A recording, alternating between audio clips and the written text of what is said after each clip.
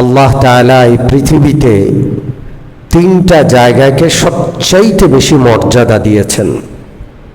কয়টা জায়গা? এক নম্বর পবিত্র মক্কা শরীফ, যেখানে বাইতুল্লাহ রয়েছে।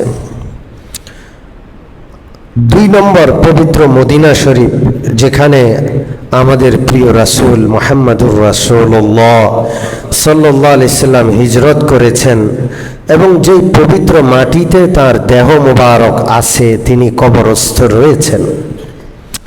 তৃতীয় আরেকটা পবিত্র জায়গা রয়েছে, যেটা শাম দেশে ফিলিস্তিনে বাইতুল মুকাদ্দাস মসজিদ, যেটাকে আমরা বাইতুল মুকাদ্দাস বলি। ওই মসজিদ, এটা হলো পৃথিবীর তৃতীয় সবচাইতে দামি জায়গা, আল্লাহর কাছে দামি জায়গা।